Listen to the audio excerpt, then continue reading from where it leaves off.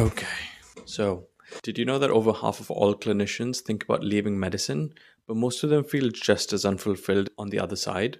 A different coat, but the same shit.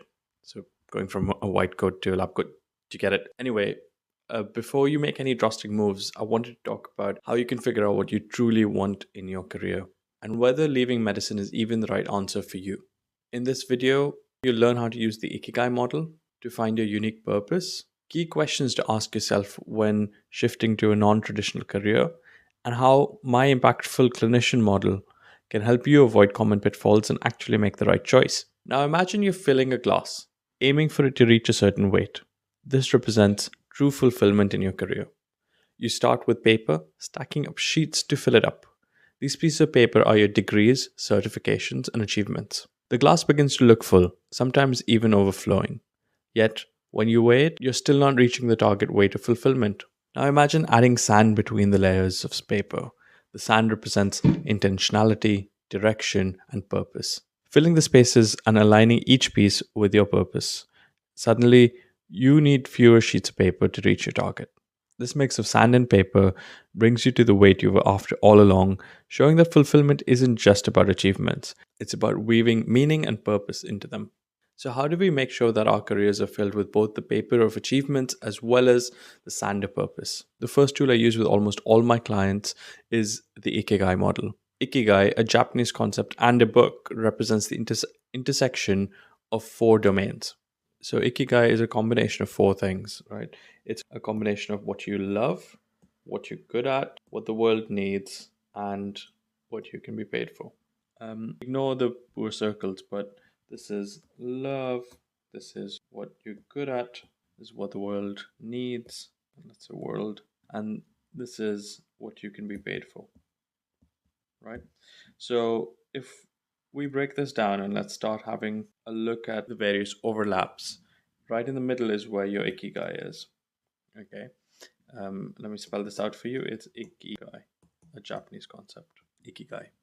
So if you've got what you love and what you're good at, that's usually a passion.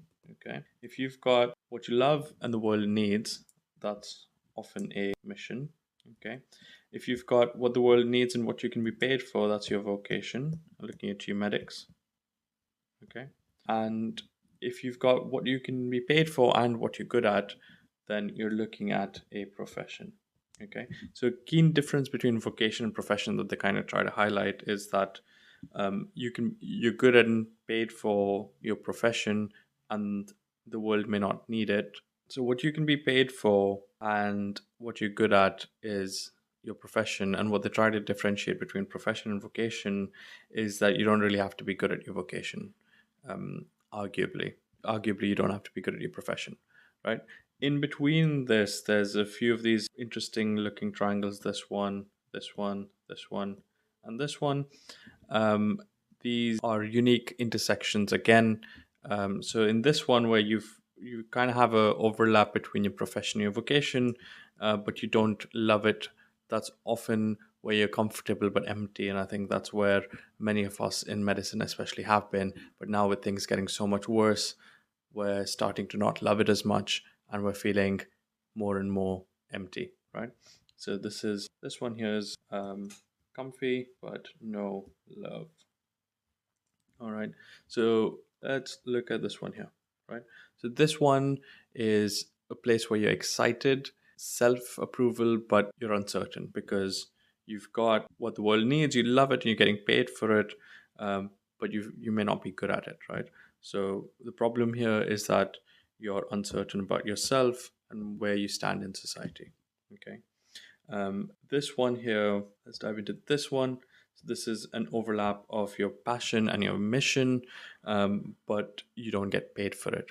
And this is a really nice place to be in terms of what you do on a day to day basis. And this is where you get failed side hustles, right? This is where you do something that you love, what the world needs, but there's no money in it. And that's not sustainable. And lastly, let's look at this one. Oops. And this is a mix of your passion and your profession, but the world doesn't really need it. And you kind of feel satisfied, but you don't know if you're making an impact, right? So you're satisfied, and you don't know if you're making an impact. And I think this is really interesting for medics, especially because we often get into this no longer for the money, no longer for the fame, but really to make an impact. And I'm going to touch upon this a little bit later in the video. But making an impact is so important to many of us that this is an important consideration when really looking at our careers. Or if you're watching this video, you're probably one of us who really wants to make an impact. And I'll talk about that with my impactful clinician model coming up next. But essentially, you've got these few domains and a couple of overlaps in each of them. It's really essential to get a combination of each of them. So to get a combination of profession, vocation, passion, and mission, to create your ikigai right in the center. And that's really where you're going to find a lot of fulfillment. So the way I really like to use this tool is to break down each of the circles on their own individually. So you'd ask some questions about what you love. You'll ask questions about what the world needs. You'd ask about what you're good at and what you can be paid for. You brainstorm some ideas. And the thing is that for many of us, medicine would be this. Medicine would be something that we love, we've trained and we're good at, something that the world definitely needs, and we were getting paid for it in a way that we felt useful. So it really was the ikigai for many of us and probably still is. But I think when you lose some of the elements, whether you stop loving it, whether you don't get paid enough for it, whether you feel that the world doesn't need it anymore, and you remain good at it, which is, I think, the place where many of us are right now, then you start to lose your sense of purpose. That's when you start to lose your ikigai. And what I would then do is look at other things that can also serve the same ikigai. So medicine is just a way to achieve your purpose. Medicine is just a way to get to live out what you think your purpose in life is, why you're here, what your reason for being is. And we would then find things that are similar. So for me, executive coaching has become one of them. I use a similar set of skills that I'm good at. The world needs it. I can be paid for it. And I absolutely love it. So it gives me the same sort of joy and satisfaction of an undifferentiated patient in the emergency department, which was interesting for me to figure out that that's where my joy at work comes from. So that's how it's helped me find this other bit of executive coaching, which has now become my main hustle, and I call medicine my side hustle. So let's get rid of everything on this page, and we'll start fresh in a second. Right. So now is probably a good time to stop this video, get a piece of pen and paper, and write this out for yourself. Go through each of the domains and work out what you love, what you're good at, things that the world needs that align with those two, and what can you be paid for that also aligns with those two. Let's start there and build on it. And I'd love to hear what your experience with that exercise is going to be like in the comments below. Right. So the next thing I want to talk about is the impactful clinician model. This is something that I've really thought about over the last few years, and come up with something that really matters to many of us. And so this was really me thinking about, what do we want in life? People like you, me, many of my clients, what is it that we're really after? Because it's no longer the money, it's no longer the fame, and it's no longer our status in society on its own. It's perhaps a combination, it's perhaps some elements of each of those. But the easiest way in which I could try and put it together was by realizing that all we're really after is making an impact, right? And what is making an impact? Making an impact is creating a positive change. It's about leaving things better than you found them, and it's about touching lives in a meaningful way. Think about it. Remember that patient who probably thanked you just for the sake of listening, or that colleague of yours who you mentored or gave them some advice and they're doing really, really well. Think about how that makes you feel, right? That's making an impact. And so this model is about how do you get more of that from your career. So the impactful clinician model, right? In this, I really like to look at three domains. So I think there's three circles in this model that I like to think about. And right in the middle is where I think the impactful clinician success lies. And so the three things in this that I think contribute to an impactful career is a sense of ownership. So owning something that's yours, having a sense of responsibility. There's a sense of financial freedom, right? And really, that's not about being rich. That's about having time to having money to leverage time to be able to do impactful things, and having the money to be able to take up those ventures and have the capital to try and invest into things that really change the world. So things like Elon Musk, for example, right? So he sold his massive company and now he's changing the way we do space travel. He's using money to make an impact in the world. And I think that inspires many of us. And the last bit is influence. So I think having influence, once again, is not about how you're perceived by other people, but having a position in society and a bit of authority to be able to make change happen and to be able to make things happen that otherwise wouldn't, and to change the status quo. Because change making leadership and doing it all with purpose really makes a difference in the world.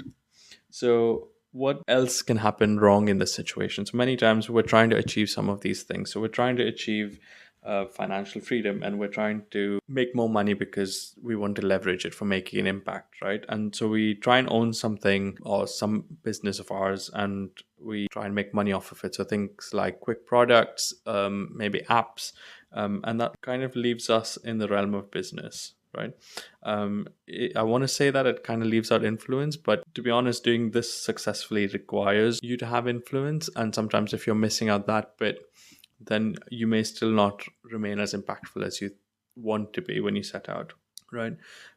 If you are in a place where you own something and then you try and say, oh, I'm going to get more influence so I can make a bigger impact, you step up in the ranks, you take on non-clinical roles, some leadership positions, you get more influence in society, but perhaps in a way that doesn't really give you a bit more money, give you more financial freedom. You might be in a place where you're selling your time for influence, and you're not really able to leverage your time anymore, because the only way you can keep doing more is by giving up more and more of your time, and that's a tricky situation to get stuck in. It's an easy place to move out from and to say like, hey, from there we're going to try and make a bit more money. How do you monetize your skills, monetize your value? You've already got the influence, and that's a quicker way to move into having the money to be able to make an impact, right? And so this one here is your selling time. And the last bit of an overlap between financial freedom and influence, but no ownership, is a really, really tricky one. So you have influence and you've got money coming in because of your influence, but you don't own any piece of it. It's kind of like the word politician comes to my mind, and you kind of basically have something, but you don't have legacy, right? So you don't have the legacy that you leave behind. You don't have anything that's yours. You don't have equity in whatever you're building or influencing or benefiting from. And that often leaves scope for your ideas being taken by somebody else and taking a direction that you never initially intended, because you don't actually have ownership over that. So it's something that often is a pitfall when you're trying to build a more impactful career as well. And so when you're putting together your ikigai and then you're trying to figure out what do I actually, once you figured out your purpose in life and when you're brainstorming all of the ideas for what can I do, yes, there's traditional career paths you can follow, but then there's also a way to make your own career path and take that forward. By the way, if you're interested in doing that, I've got a newsletter called the Impactful Clinician newsletter. Links in the description below, and you can stay in touch through that newsletter and get a few more ideas. Link is in the description below. So I forgot what I was saying. So yeah, when you're finding a purpose and you're finding out ways to bring that to life, you really want to think about this combination as well, so that when you're doing it right on the other side.